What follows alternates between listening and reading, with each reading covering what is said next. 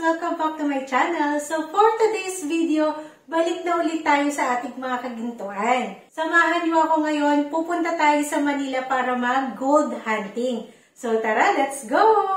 A few moments later.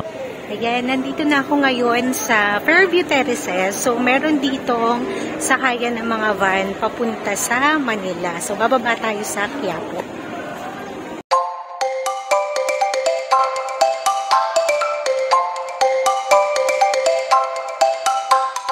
So ayan, nandito na ako ngayon sa Isitan Recto. Nilakad ko lang siya from Quiapo Church. So first destination ko, PNGB. Kaya lang, sarado ang PNGB for today's video, guys.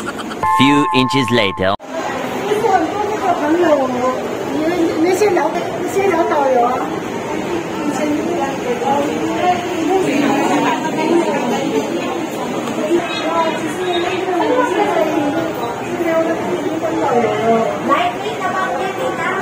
So guys, ito, dito lang to sa Mairek, katabi ng Isitan.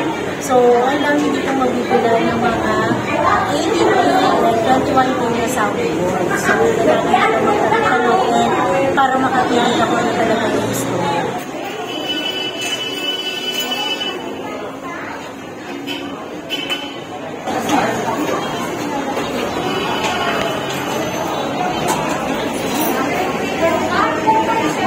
Marami kayong mapagpipilian ng mga gold jewelries dito kasi sa dami ng mga stall nila, as in magkakatabi lang talaga. So, ikaw na bahala kung saan ka pupunta at ano yung pipiliin mo talaga na design ng gold.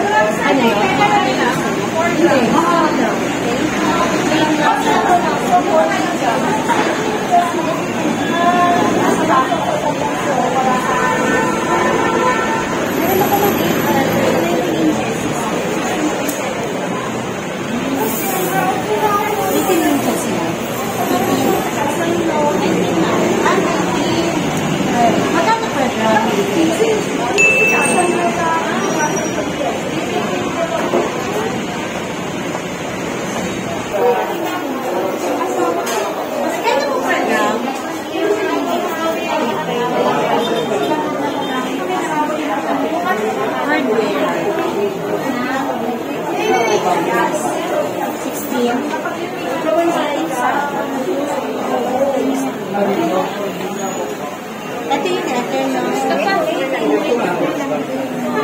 Hindi ko kasi siya manipis eh. Hindi siya...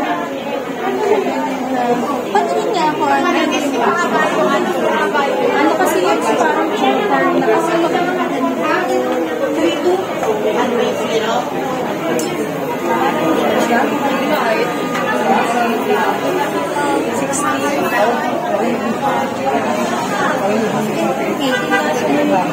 Gusto ko sana i-in pero sa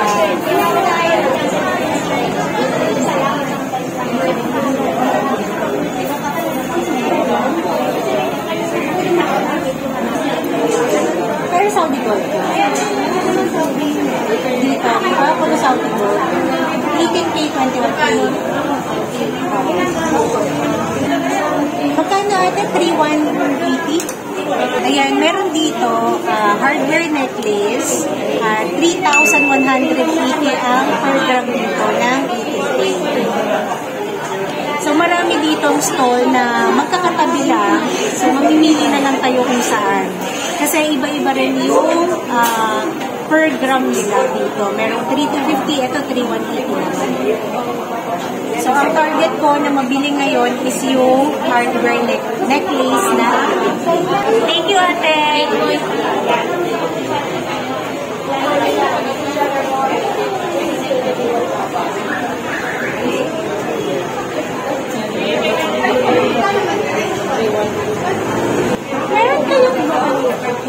Meron kayong 18 inches na hardware? Ay, 18 inches na. Usually, ilang grams yung ganyan?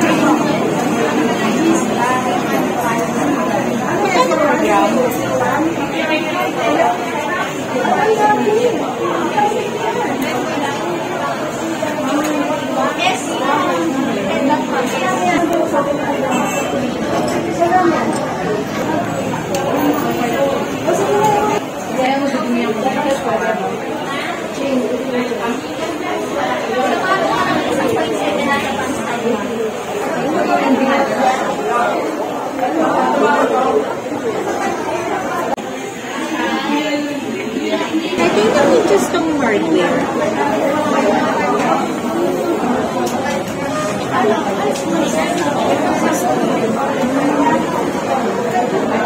Magkano per gram?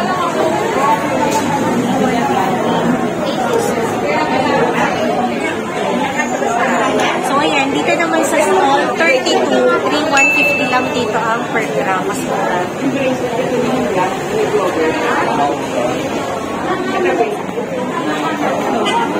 Pwede meron kong 18 inches na hardware.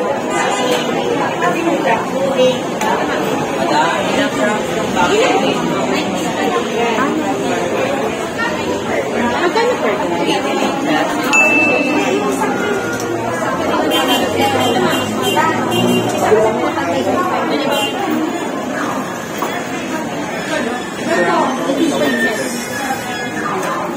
magkano na yun?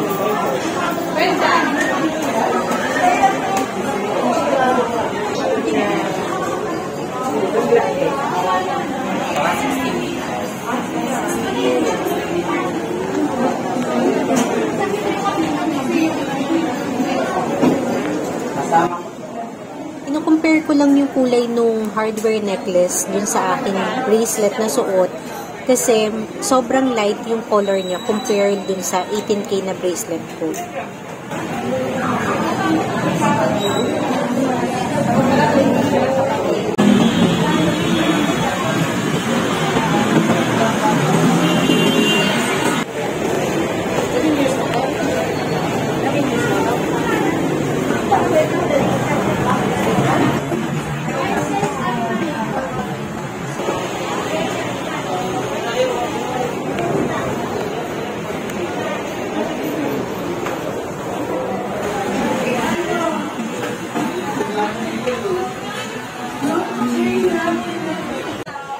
Sa mga gusto pong pumunta dito, mag-ingat na lang po kayo sa mga gamit ninyo kasi medyo maraming tao dito and maliit lang po yung daanan kaya medyo minsan nagkakasiksikan talaga.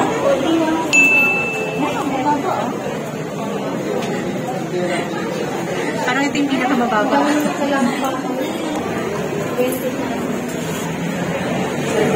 Nandito ako ngayon sa store 46. Parang sa lahat na naikutan ko dito, ito yung pinakamura. 3,120 per gram. O 18.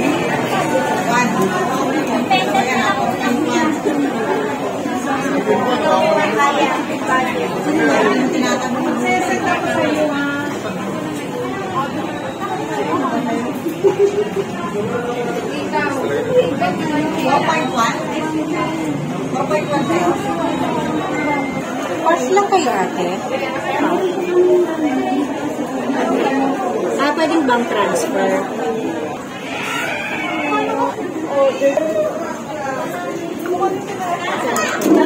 Magkano po lang? Magkano siya ito? Magkano po?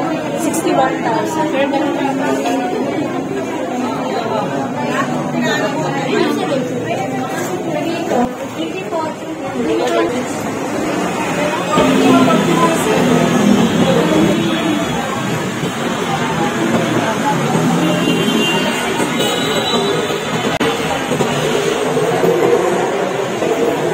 One winner later.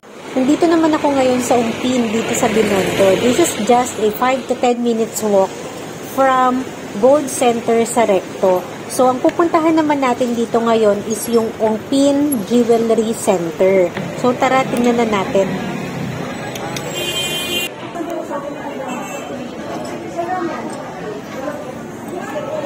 Grabe, sobrang dami rin palang mga gold jewelries na pwedeng pagpilian dito sa Umpin.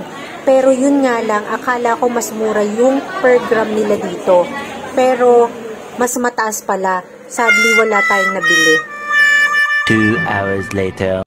Finally, nakauwi na rin ako dito sa bahay. Unfortunately, wala akong nabili na hardware necklace. Meron kasing nag-comment and meron din nakapagsabi sa akin ng pinakamura daw na bilihan ng gold jewelries ay sa Umpin, sa Binondo.